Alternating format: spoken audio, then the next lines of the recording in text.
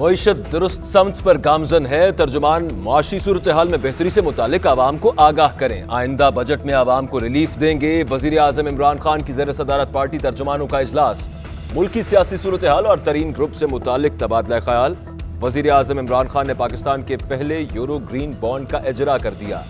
वजीर आजम इमरान खान ने कहा है कि इलेक्शन सामने रखकर मनसूबाबंदी करने से मुल्क आगे नहीं बढ़ेगा। तवील मुद्दती मनसूबाबंदी ना होने की वजह से मुल्क पीछे रह गया। पिछले कई बरसों में मुल्क के लिए कुछ नहीं किया गया। सबसे बड़ी कमजोरी अमल दरामद की है। जो चीजें 50 साल पहले करना थी वो हम अब कर रहे हैं। अवाम भूखे और बेरोजगार हैं। हुक्मरान सब अच्छा है कि रिपोर्ट दे रहे हैं। हुक्मरानों के रोज करप्शन स्कैंडल्स आएंगे तो आवाम के लिए रोटी रोजाना महंगी ही होगी। ऑपोजिशन लीडर शहबाज शरीफ कहते हैं कि आवाम को अद्वियात और दीगर अशिया ज़रूरिया की किल्लत का सामना है। अशिया ज़रूरिया की कीमतें आवाम की पहुंच से बाहर हो चुकी हैं। इजाफी गंदम पैदा करने वाले मुल्क में आटे की फराहमी को हुकूमत यकीनी ना बना सकी। इस हुकूमत की करप्शन और नाअहली का इससे बड़ा सबूत क्या हो सकता है।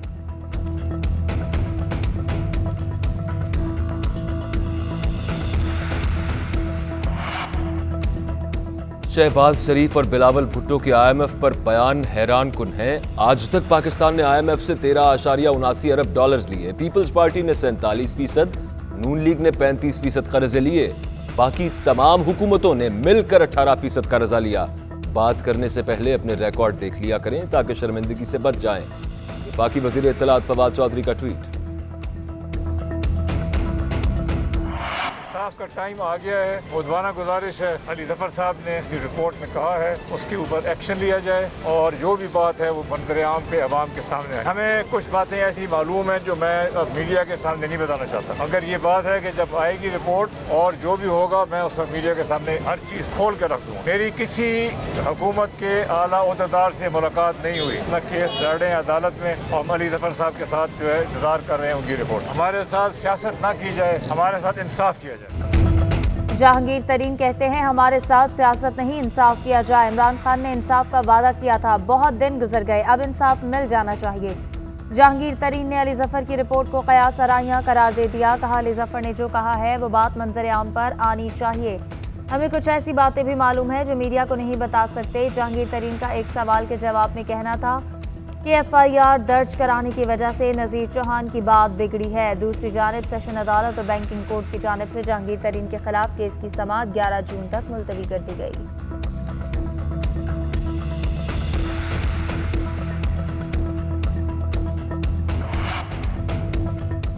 मुल्क में कोरोना से मजीद 43 अफराद इंतकाल कर गए। कोरोना के मजीद 2117 नए केसेस रिपोर्ट। NCOC के मुताबिक मुस्बत केसेस की शरह 4.05%।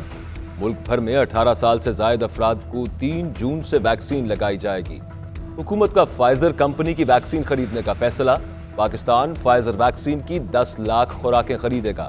वैक्सीन की खुराकें जुलाई अगस्त तक मिलने का इम्कान। डॉक्टर फैसल सुल्तान कहते हैं फाइजर से अभी मुआयदा नहीं हुआ, बातचीत चल रही है। मुल्क में तालीमी सरगर्मियां बहाल। 10वीं और 12वीं जमात के इम्तहानात की तैयारी। इस्लामाबाद, पंजाब और खैबर पख्तूनख्वा में स्कूल कॉलेज खुल गए। कोयटा के तमाम निजी और सरकारी स्कूल और कॉलेज भी खुल गए। वज़ीर आज़म की ज़ेर सदारत कौमी राब्ता कमेटी बराए कोरोना का इजलास आज होगा। NCOC हुकाम कोरोना के हवाले से सूरत हाल पर ब्रीफिंग देंगे। तालीमी इदारे खोलने और इम्तहानात से मुतालिक हिकमत अमली का जायजा लिया जाएगा।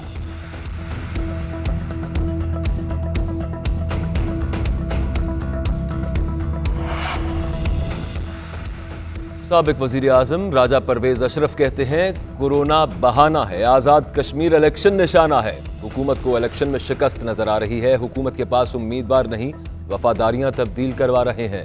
अमेरिका में भी कोरोना वबा के दौरान इलेक्शन मुलतवी नहीं हुए। हुकूमती हरबों से जमहूरियत को नुकसान होगा। पीपल्स पार्टी आज़ाद कश्मीर में इलेक्शन जीतकर हुकूमत बनाएगी। आज़ाद कश्मीर में इलेक्शन वक्त पर होंगे। आज़ाद कश्मीर इलेक्शन कमीशन ने इंतखाबात के इल्तवा की दरख्वास्त नाकाबिले अमल करार दे दी। रियासती आइन में किसी फर्द और इदारे की तजवीज़ पर इलेक्शन इल्तवा की गुंजाइश नहीं। NCOC के खत का जवाब मुशावरत के बाद दिया जाएगा। शाहिद खाकान अब्बासी ने कहा कि वज़ीर-ए-आज़म को माशी हालात का इल्म नहीं, मुल्की हालात ठीक होते तो महंगाई कम होती, तरक्की झूठ बोलकर नहीं होती। आज डाके मारने वाले प्राइवेट जहाज़ों पर फरार हो रहे हैं, मुल्क की खिदमत करने वाले अदालतों के चक्कर लगा रहे हैं। रहनुमा नून लीग एहसन इकबाल कहते हैं कि खैरात से मुल्क की मईशत ठीक नहीं होती। आज भारत और बांग्लादेश हमसे आगे निकल गए। वज़ीर-ए-आज़म ने कहा कि माजी में तवीलुल मुद्दती मनसूबाबंदी नहीं की गई। विजन 2025 तक नून लीग ने तवीलुल मुद्दत मनसूबाबंदी ही की थी। सिंध को 60 साल में पानी के बदतरीन बहरान का सामना है। चेयरमैन पीपल्स पार्टी का कोटरी पुल की तस्वीर के साथ ट्वीट, कहते हैं 3 सूबों की मुखालफत के बावजूद टीपी लिंक कैनाल खोलने का पीटीआई का फैसला तबाहकुन है। इस फैसले से आबपाशी के साथ साथ पानी की पीने की कमी के खतरात भी हैं। चावल की फसल में 40%, कपास की फसल में 32% और गन्ने की फसल में 25% कमी का खदशा है।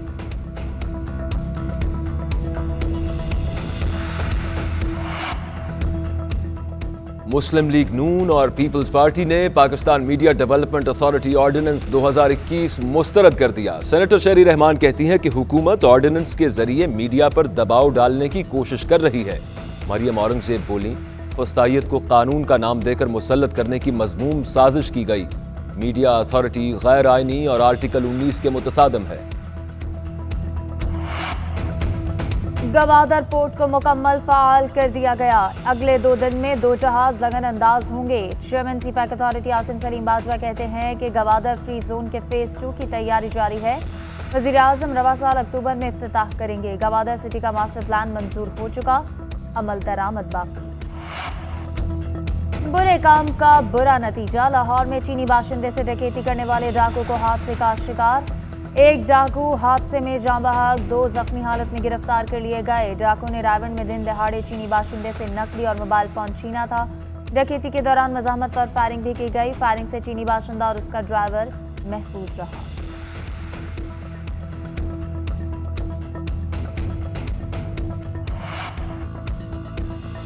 मुल्तान में फैक्ट्री में लगी आग पर मुकम्मल तौर पर काबू ना पाया जा सका। कूलिंग के अमल के दौरान फिर आग भड़क उठी। आग लगने की वजह से फैक्ट्री की 3 छतें गिर गईं। आग में झुलसकर 4 अफराद जख्मी भी हुए। आग के बायस करीबी आबादी के मकीन भी शदीद मुतासिर हुए।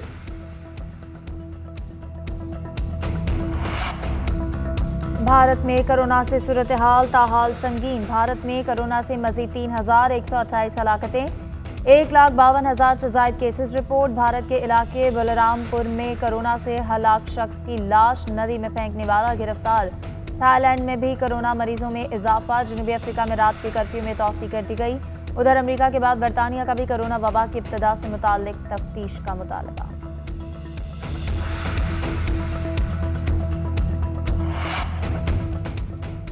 चीनी हुकूमत का बड़ा फैसला, 2 बच्चों की पॉलिसी तब्दील। हर जोड़े को अब 3 बच्चों की इजाजत। मर्दमशुमारी में चीनी आबादी सबसे कम रफ्तार से बढ़ने और जवानों से ज्यादा बूढ़े अफराद होने के बायस पॉलिसी में ये तब्दीली की गई है। पीएसएल के बकिया मैचेस का मामला। सरफराज को अबूधाबी के लिए उड़ान भरने का परवाना मिल गया। कोयटा ग्लैडिएटर के कप्तान कल मुत्तहिदा अरब अमारात जाएंगे। गुज़श्ता रोज सरफराज अहमद को कराची एयरपोर्ट से ऑफलोड कर दिया गया था।